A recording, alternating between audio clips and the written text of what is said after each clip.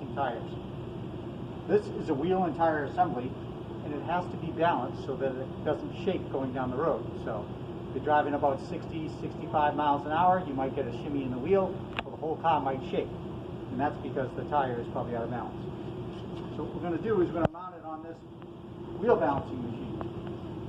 The switch in the back here, turn it on. Now we're going to mount that wheel on this spindle. We need to use an adapter cone like this. Have to find the right one to fit inside this center hole. This one here goes in about halfway, so that'll be the right one. We're going to slide that onto this shaft with a spring underneath it, and then we're going to put it on with the outside of the wheel facing the outside of the machine. I find it a little easy to roll the tire up on my leg a little bit and slide it in onto that cone. Now we're going to use this big wing nut in this cup.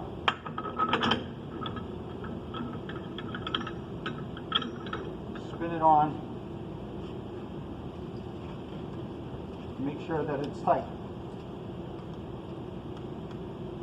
Okay, the tire should have the recommended pressure in it, and I know that one already has it in there. Now we have to tell the machine what we have on it for a tire. So over here, there's buttons. This first dimension is A. We're going to take this gauge out and go against the rim, not where the weight goes, but right on the edge of the rim, and we're going to measure in inches, 2, 3, 4 point, what's that, 4.6 inches. So it's 4, and the point already comes out. The next dimension is the width of the wheel. That's how wide the wheel is, and we're going to use this tool here, this outside caliper, to measure right where that weight would go on that side, same distance on this side, same position, and it measures 5 inches. Right there, 5 inches.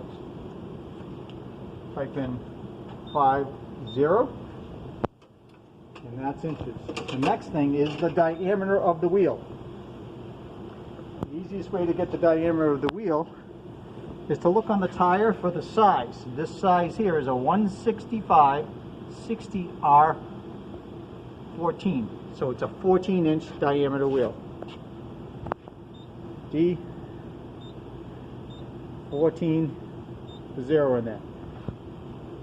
This is the style of balance that we're going to do, and we're going to do a regular dynamic balance. You can do other balances depending on your wheels and what you're trying to do. Standard balance, drop this hood down and hit the start button. It spins the wheel. It measures the imbalance.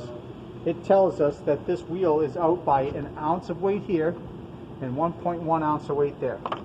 So what we're going to do, come around the side,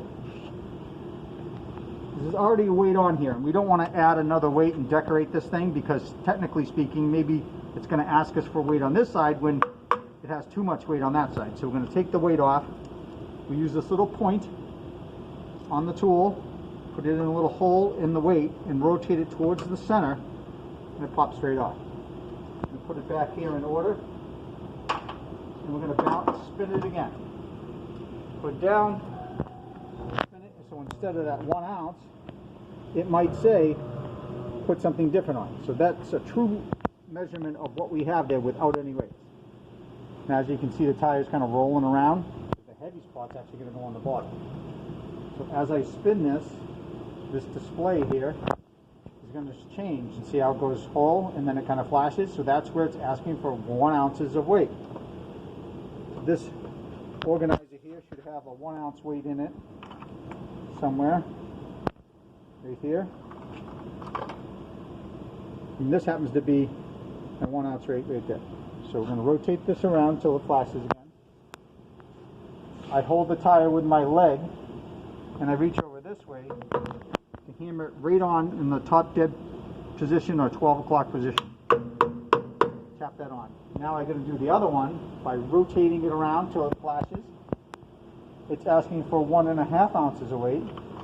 So I find my 1.5 ounce weight. Do that again.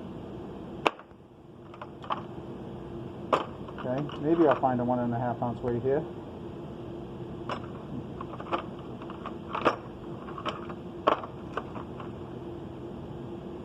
Okay, 1.5 ounce weight, 12 o'clock position.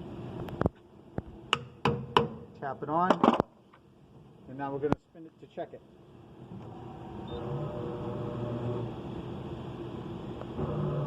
And then you know you're balanced. Now you're ready to install that onto the car and move on to your next one. And off you go.